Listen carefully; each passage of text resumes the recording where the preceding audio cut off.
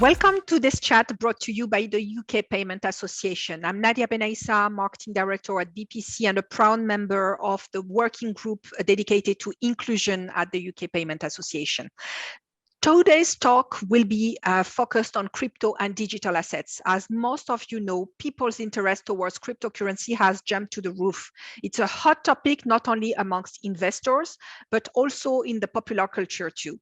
We've seen an incredible move from payment players, crypto exchanges, payment enablers, processors, as well as international schemes that are pushing the boundaries for crypto to become more mainstream. Although 2021 has been a breakthrough year for cryptocurrency, we are only at the inception of what it could bring to our communities and society. Joining me today to discuss the matter is Sophie Guibaud, the co-founder of Fiat Republic, a fintech newly launched and dedicated to payments and crypto. Sophie, thanks for being with us today. I invite you to introduce yourself and tell us more about your company and its involvement in the crypto world. Thank you so much, Nadia. I'm so happy to be on board for this discussion. So my name is Sophie Guibaud. I started my career in the fintech industry a bit more than 10 years ago. I've mostly done banking as a service.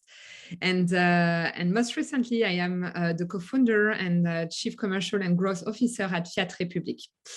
Fiat Republic is doing fiat as a service, which means that we offer banking and payments services to crypto platforms. We have a specific focus, which is to put compliance first, because we believe that only by putting compliance first, we can provide reliable and quality access to banking partners to our crypto platforms. We have set up a consortium, which is called the Fiat Republic Consortium, where we put together crypto platforms, ask them to basically meet a specific standard, compliance standard, and in exchange, they can access the fiat rails of tier one and local banks. So that's it. No, thanks a lot for this introduction. You have just highlighted a very core topic when it comes to dealing with cryptocurrency, which is compliance. Why do you think there's a need for compliance first, e-money regulated banking and payments API? What problem Fiat Republic is trying to solve? Yeah, so in the past, I have been working for more than 10 years in banking as a service now, and what we have realized with the team is that basically it's not enough to just be a banking as a service provider, like a vanilla one, because when you serve the crypto industry, there is banks are worried about what's going on in the flows. They think there is this lack of transparency and lack of control, which makes them make risk decisions overnight that are based on fear rather than facts. And so if you look at what happened, for example, with Coinbase being debanked by Barclays UK back in 2019, it's what I have seen happening over and over again over the past few years. Like, you're a banking as a service provider, you integrate a bank to your platform, they know you are doing crypto, they see maybe sometimes a few irregularities that as you would see in any other transaction or banks, and then they get worried about what's going on. So at the Fiat Republic team, we have decided basically to that we wanted to address what we would call a systemic problem with a systemic solution.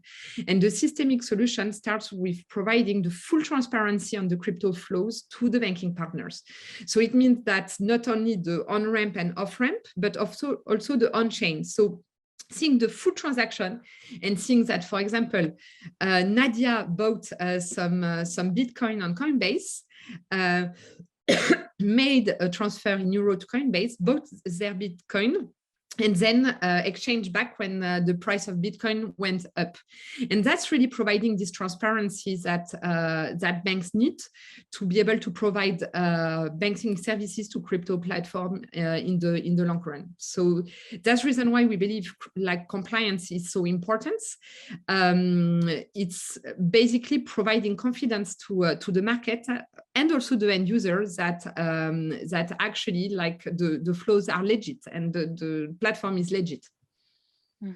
And then keeping this in mind, would you see the role of a bank being diluted, or which role do you see them carrying moving forward?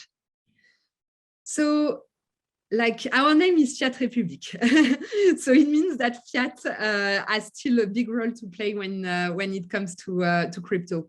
What we believe is that crypto is here to stay and actually grow. And what we want to empower is crypto for everyone, everywhere, as fast as possible. But what we also recognize is that without fiat, without banking, this mass adoption is not going to happen very fast, right? Because it's incredibly difficult without fiat to buy cryptocurrencies. Like, it's the experience that where you had back like maybe 5 years ago, when you needed to come with your Bitcoin and then start exchanging with against other cryptocurrencies. It's also the experience that you're getting right now buying an NFT, and it's really, really difficult, right? So we believe that fiat as a big life to play, or a long story to play when it comes to crypto, to help democratize it. And as an extent, like banks can be a massive enabler of crypto liberalization. It means that crypto have a big opportunity, a big commercial opportunity when it to seize. And what we see out of the discussion we have, like with plenty different banking partners, is that the discussion are starting happening in the boardroom, but they are unsure on how to take it from a commercial perspective. So that's where we come in play with the compliance first, by saying, look, we're going to give you all this data. And in exchange, like, please take on these crypto platforms that's going to bring you so much value and big opportunities. So in short, I believe that banks have a massive role to play when it comes to crypto and crypto liberalization, at least for the next 15 years.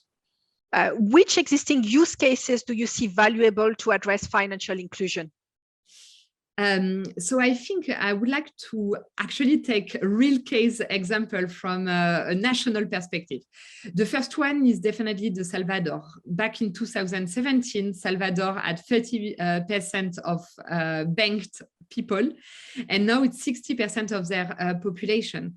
And that comes from the fact directly that the government has decided to use Bitcoin as their main currency. So it really shows that cryptocurrencies, like in countries where people have less trust in their own currency, or maybe even governments, cryptocurrencies can be driving financial inclusion by driving the trust in those currency and in financial markets. The second example I would like to bring in, although less pure financial inclusion, still I think is worth mentioning, is Ukraine, of course, because over the past few days, tens of millions have been wired through blockchain in cryptocurrencies to Ukraine. And it has been possible thanks to the technology. It has been done instantly at very low cost, coming from anywhere in the world. And I think it's really a strong case of how cryptocurrency can be used for the better good, basically, and drive well, financial inclusion to in that level. I'd like you to help us project ourselves to the future. How would you see the adoption of crypto within the next 3 to 5 years? And what do you think people will use crypto for the most? Yeah, so I think we are definitely witnessing as we speak a wider adoption that will go up and up. I think what we are seeing is like many companies that are actually buying crypto for their own treasury purposes, also as a way to fight against pending inflation. We are seeing many acquirers actually going back to the crypto world, like such as Stripe and Checkout.com, showing that there is a demand from their merchants to be able to accept crypto, and which means there is a demand from their users to pay in crypto. I think now, like, it's down to the fact that for it to become a real payment option very widespread, we need to see less volatility, making it more able to be a value of exchange rather than just of storage. And I think we are seeing quite many moves in that sense. And for example, the Lightning Network with Bitcoin that shows promises, but needs more work from the community to position it as such, because right now, like Bitcoin is seen as a storage value or a speculative value, but is less used as an exchange value. So I think, like, for example, the Lightning Network as a property to to become a good transaction making protocol, but we are still very early stage. So 3 to 5 years, the answer is I don't know, but I have the firm belief that cryptocurrency can become definitely an exchange value. Thank you, and we do too. Sophie, many thanks for sharing your views with the members of the UK Payment Association. We'll be watching what Fiat Republic will do very closely, and wish you all of the success with this initiative. Thank you again for being with us.